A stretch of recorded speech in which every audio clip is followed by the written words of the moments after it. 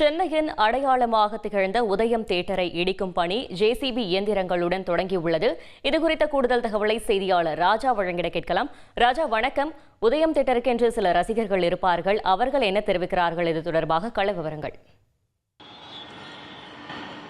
வணக்கம். சென்னையில் 40 வருடங்களுக்கு மேலாக ரசிகர்களை மகிழ்வித்த சென்னையில் அடையாளமாக இருந்த உதயம் தியேட்டர் தற்போது இடிக்கும் பணியானது தொடங்கி நடைபெற்று வருகிறது. இந்த உதயம் காம்ப்ளெக்ஸில் பார்க்கும்பொழுது உதயம், மினி உதயம், சந்திரன், சூரியன் என 4 திரையரங்கள் இருந்தது. கிட்டத்தட்ட 40 ஆண்டுகளுக்கு மேலாக வெற்றிகரமாக இயங்கி வந்தது. நடுவில் சில காலமாக பல்வேறு மல்டிபிளெக்ஸ் திரையரங்கம் வந்த காரணத்தினால் இந்த திரையரங்களுக்கு மவுஸ் குறைந்ததாக கூறப்படுகிறது. மேலும் இந்த திரையரங்கம் இடிக்கப்பட்டு இங்கே குடியிருப்பு வளாகம் கட்டப்பட இருப்பதாகவும் அதற்காக தான் இந்த இடிக்கும் பணியானது நடைபெற்று வருகிறது. முதலில் இந்த திரையரங்கத்தில் இருந்த கண்ணாடிகள் அகற்றப்பட்டு உள்ள இருக்கும் பொருட்கள் எல்லாம் வெளியேற்றப்பட்டு இருக்கிறது. அதற்கு பிறகு இன்று ஜேசிபி இயந்திரங்கள் வர வைக்கப்பட்டு இந்த இடிக்கும் பணியானது நடைபெற்று வருகிறது.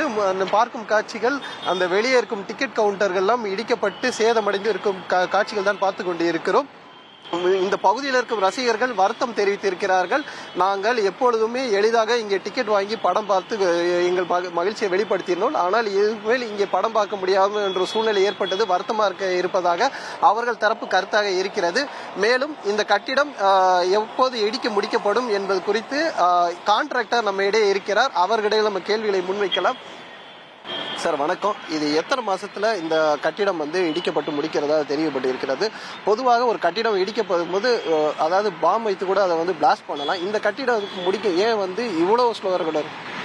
ஆக்சுவலாக எங்களுக்கு இந்த கான்ட்ராக்ட் பார்த்தீங்கன்னா 30 டேஸில் முடிக்கும்படி நாங்கள் ஆர்டர் போட்டிருக்கோம் இப்போ.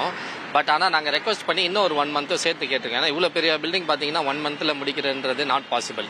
அதனால் எக்ஸ்ட்ரா ஒரு 30 டேஸ் நாங்கள் ரெக்வஸ்ட் பண்ணி நாங்கள் கேட்டிருக்கோம் 2 மாதத்தில் முடிக்கும்படி.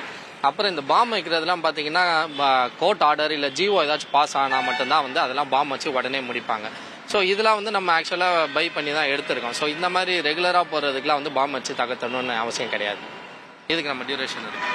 இந்த கட்டிட பணியானது கிட்டத்தட்ட 1 மாதத்திற்கு மேலானது இடிக்கப்பட்டு முடியும் என கான்ட்ராக்டர் தரப்பில் தெரிவிக்கப்பட்டிருக்கிறது.